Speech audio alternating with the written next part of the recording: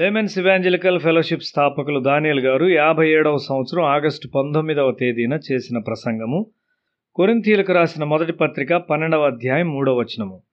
ఇందుచేత దేవుని ఆత్మ వలన మాటలాడు వాడెవడును యేసు శాపగ్రస్తుడని చెప్పడనియు, పరిశుద్ధాత్మ వలన తప్ప ఎవడును యేసు ప్రభువని చెప్పలేడనియు నేను మీకు తెలియజేయుచున్నాను.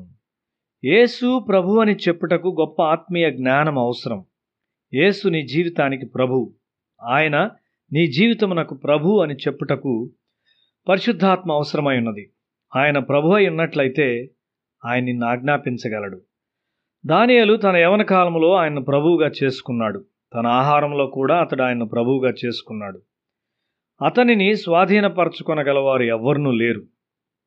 అతనికిష్టమైన విధముగా తినగలడు మరియు చేయగలడు. రాజు తరువాతి అధికారిగా తాను ఉన్నప్పుడు కూడా అతడు ఆయన్ను ప్రభువుగా చేసుకున్నాడు.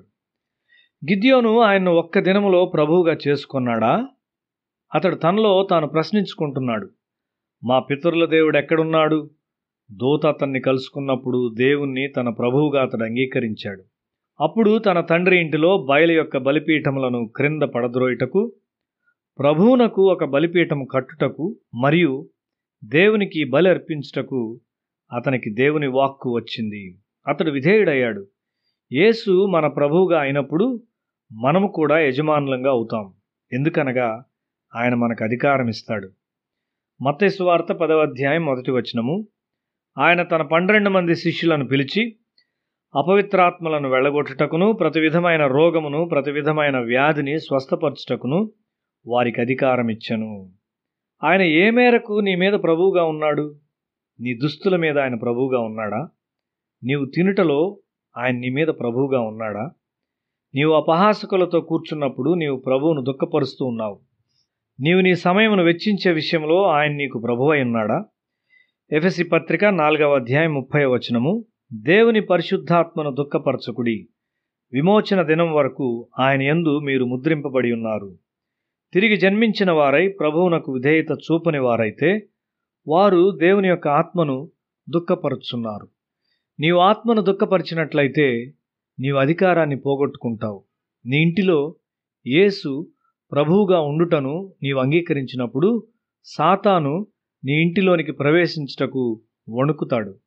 యేసును వారి జీవితాల్లో ప్రభువుగా అంగీకరించిన వారు ఎంతమాత్రము సామాన్యమైన వ్యక్తులు కారు. వర్షము నిన్ను తడపలేదు, సూర్యుడు నిన్ను కాల్చలేడు. దేవుడు నిన్ను గూర్చి జాగ్రత్త తీసుకుంటాడు. పరిశుద్ధాత్మని యొక్క అత్యున్నతమైన వరము ప్రవచించుట. ప్రవచించుట అనగా దేవుని మనస్సును మాట్లాడుట. నీ జీవితంలోని ప్రతి భాగములో యేసును ప్రభువుగా పరిశుద్ధాత్ముడు చేయుచూ ఉండగా నీ అధికారము విస్తరించబడుతుంది. ఆయన ప్రభువుగా ఎంత మేరకు నీవు అంగీకరిస్తావో అంత మేరకు నీవు శక్తిమంతుడవుగా ఉంటావు. మన జీవిత ప్రతి భాగములో ఆయన ప్రభువుగా మనం అంగీకరించవలసి ఉన్నాము. నీవు ఆయన ప్రభువుగా అంగీకరించే కొలది నీ శరీరము స్వస్థతనందును, నీ మానసిక శక్తులు చురుగ్గా తయారగును, నీ ఆత్మీయ శక్తులు మెళకువగా తయారగును.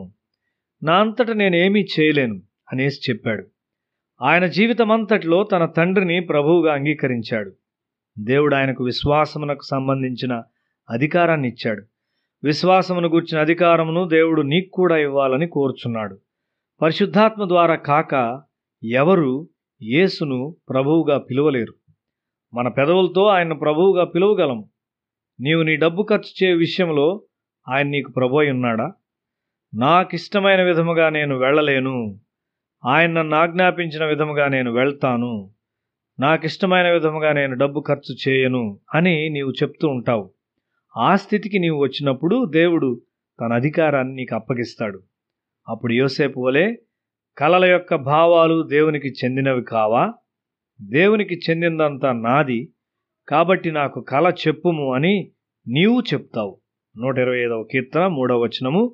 నీతిమంతులు పాపము చేయుటకు తమ చేతులు చాపకుండునట్లు భక్తిహీనుల రాజదండము నీతిమంతుల స్వాస్థ్యం మీద ఉండదు.